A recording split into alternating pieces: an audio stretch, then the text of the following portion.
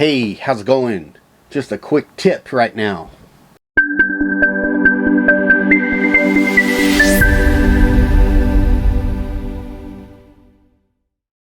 Don't forget to like, subscribe, ring the bell. You know what? I went online a while back and I looked for a way to do ducking inside of Final Cut Pro. Like many of us, I got used to just separating the audio file, cutting it, and lowering the audio range. But ducking with a compressor was really hard to do. There are some plugins that might do it well, but those things never work out right. And the problem is, here's the problem. The problem is that Final Cut Pro is for video.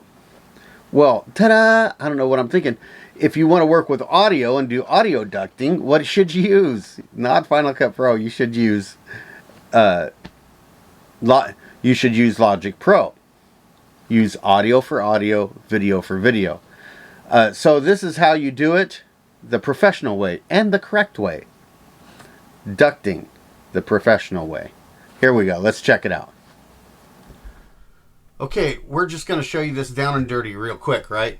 So here is Logic. I just drug in my movie. That's what I did. I just drug it in. I compiled it out of Final Cut Pro, and then I drug it into Logic. And Logic, you can use this and you can resize this window, or you can close it and it'll mount right back up there. Right? So here's what you do. Now, remind you, Final Cut Pro is where you do all the video editing, right? So when you want to cut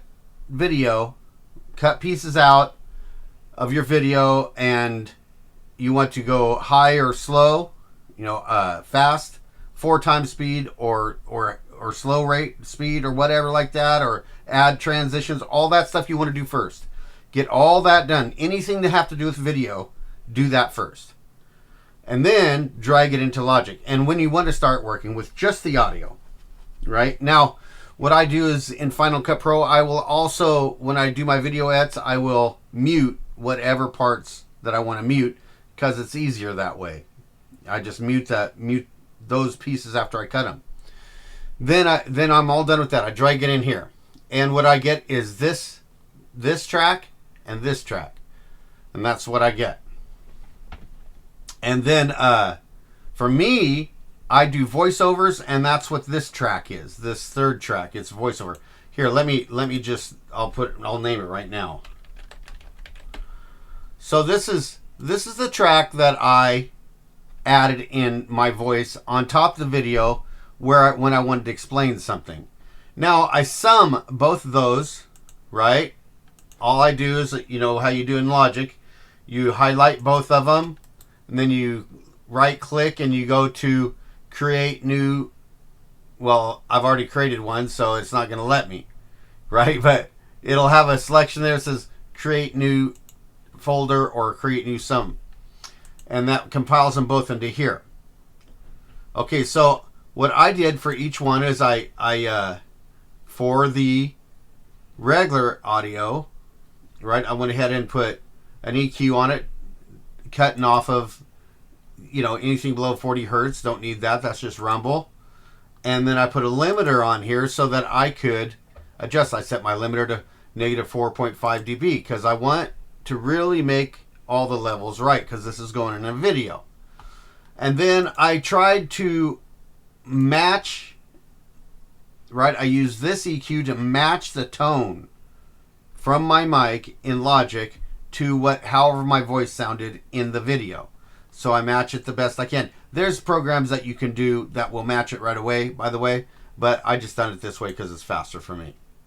And then that's all I did there. Now, once I have my voiceover recorded, then they're summed into here, into the sum channel. Now, in the sum channel, you notice I didn't do it in the voiceover channel, but again, in the sum channel, I drop all the bottom end less than 40. right? And I put a glue. This is Abbey Road, Waves Abbey Road mixer. You can, compressor, but I used Abbey Road mastering chain, and there's a selection in there to glue. I just use that, and then I also send it out to the bus. Right now, the bus is important to send it out to a bus because down here on the knockout it says knockout. This is actually the background playlist.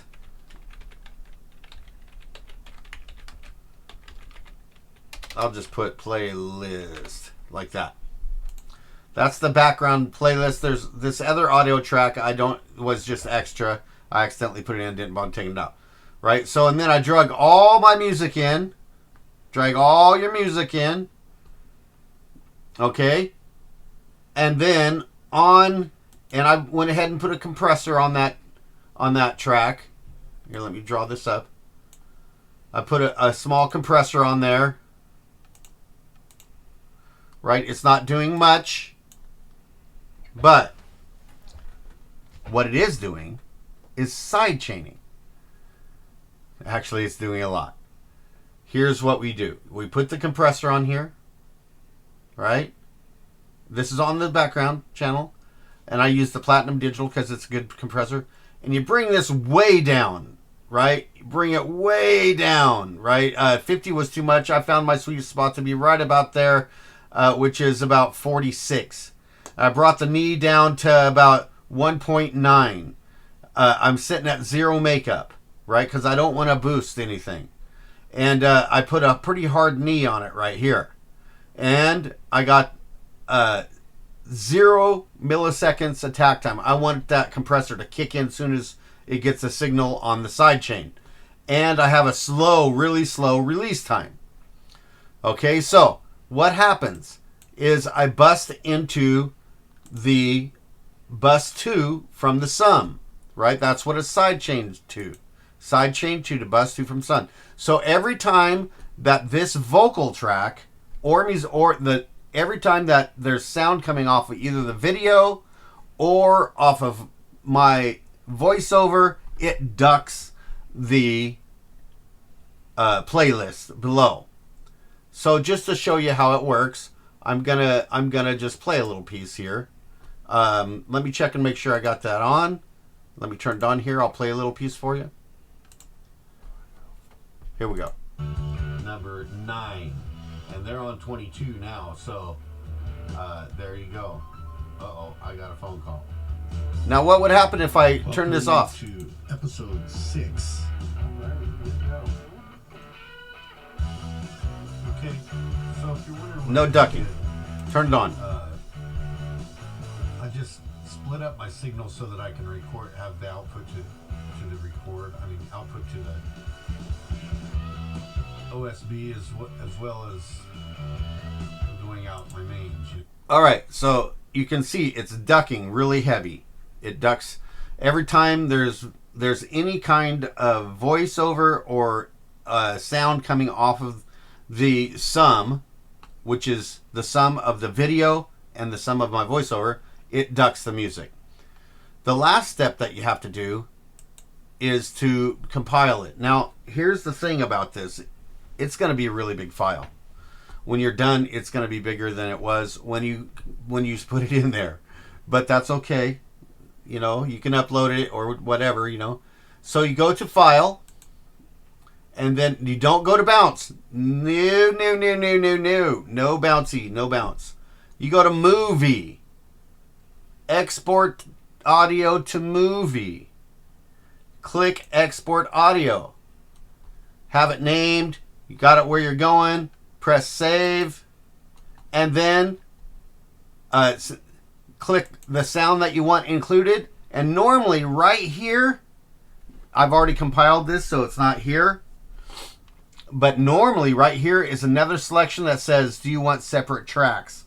Unselect that. Because if you keep that selected, all these tracks will be included as separate tracks in your video, and when you it won't show up as normal audio, right? So you need to uncheck that so that it merges into the video audio. So you uncheck that one, you check that one, and then you press OK. Okay? And then when you're done, it takes a while to compile. You'll end up with a video that has ducking with the music. And let me tell you what, that saved me hours when I found that out. So, hey, hope this is a good tip for you. See you later.